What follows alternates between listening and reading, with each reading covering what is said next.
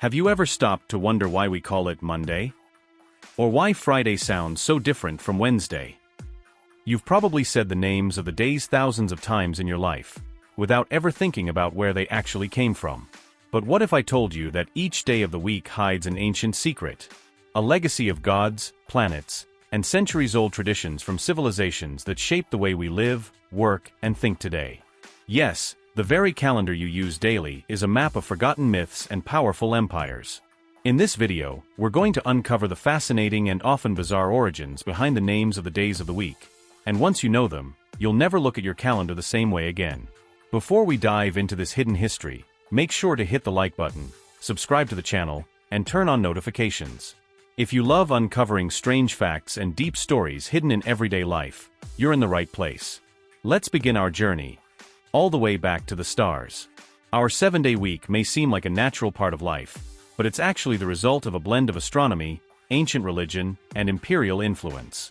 The structure dates back thousands of years and has roots in multiple cultures, most notably Babylonian, Roman, and Norse civilizations. The Babylonians were among the first to divide the week into 7 days, based on the 7 celestial bodies visible to the naked eye: the Sun, the Moon, Mars, Mercury, Jupiter, Venus, and Saturn. This mystical number, tied to astrology and ritual, was later adopted and reinterpreted by the Romans, who named the days after their gods, which corresponded to those same celestial bodies. But when these Roman names spread through Europe, they were translated and transformed by Germanic and Norse traditions. The result? A weird but wonderful mix of Roman gods, Norse mythology, and planetary symbols in our weekly vocabulary. Let's break it down, one day at a time. Monday, the moon's day. The name Monday comes from Old English Monandig, literally meaning moon's day. In Latin, it was dies luni, which directly honored Luna, the Roman goddess of the moon. Cultures around the world have long viewed the moon as mysterious and powerful, controlling tides, moods, and myths. It makes perfect sense that this celestial body would earn its own spot on the calendar. So every time you complain about Monday, just remember, you're cursing the moon. Tuesday, the day of Mars, or Tyr. Tuesday has one of the most interesting linguistic twists. The Latin name was Dies Martis, the day of Mars, the Roman god of war. But when the Germanic peoples adopted the Roman calendar, they didn't worship Mars. They had their own war god, Tyr, pronounced Tyr, a fierce one-handed deity from Norse mythology. So they translated Mars Day into Tiw's Day, after Tyr. Over time, that became Tuesday. Yes, Tuesday is the day of war, and maybe that's why it's often the most productive day of the week. Wednesday, the day of Mercury, or Odin. Here things get really strange. The Latin dies Mercurii honored Mercury, the Roman messenger god, who was also associated with speed, commerce, and knowledge. But the Germanic cultures replaced Mercury with their own chief deity, Odin, also known as Woden. Like Mercury, Odin was wise, traveled between worlds, and had a deep connection to knowledge and magic. Thus, Woden's Day became Wednesday, though the spelling hides the pronunciation. So yes, every hump day, you're invoking the All-Father himself. Thursday, the day of Jupiter, or Thor. The Latin name Dies Iovis was dedicated to Jupiter, the king of the Roman gods and the god of thunder. The Norse equivalent? You guessed it, Thor, the hammer-wielding thunder god. So Jupiter's day became Thor's Day, or Thursday.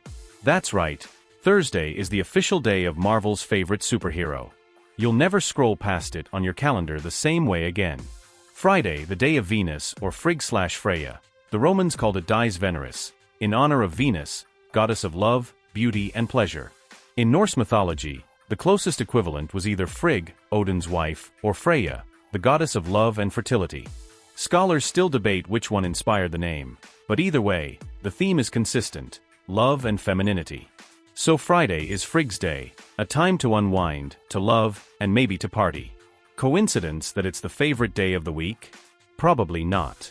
Saturday, the day of Saturn.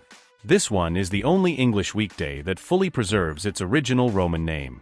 Dies Saturni, the day of Saturn, god of agriculture and time. Saturday remains a tribute to Saturn in both name and spirit.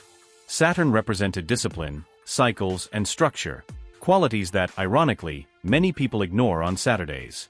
In many Romance languages, Saturday took a different turn. In Spanish, for example, it's sábado, derived from the Hebrew word Sabbath, the day of rest. But in English, Saturn still reigns. Sunday, the day of the sun. We finish where we began, in the sky. Sunday is the sun's day, from the Old English Sonnendag, based on the Latin dies solis.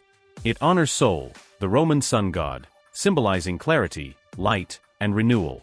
Across cultures, Sunday has often been sacred, the beginning of a new week, or in some places, the end of it. In Christianity, it became the Lord's Day. In other cultures, a day of rest. But its origin remains solar, divine and powerful. So yes, Sunday is not just a day off. It's a celebration of the most vital force in the universe. Conclusion: the calendar as a time machine. When you look at the names of the days, you're not just glancing at a schedule. You're staring into a cultural time machine, a mix of Roman gods, Norse warriors, and celestial bodies. Each day carries the weight of ancient mythologies that still whisper to us from our phones, planners, and work calendars. A leftover relic from a time when people looked up at the sky for answers and found gods waiting for them. So next time you say Wednesday, remember Odin. When you hear Thursday, think of Thor. The calendar isn't just counting time, it's telling a story. If you enjoyed this dive into the strange and powerful origins of the week, don't forget to leave a comment with your favorite day and why. Are you a child of the sun? A warrior of Tuesday? Or maybe a lover of Friday? Hit the like button if you learned something new, and subscribe for more mind-opening explorations into the hidden history all around us. Time isn't just passing. It's ancient, powerful, and now you know its true name.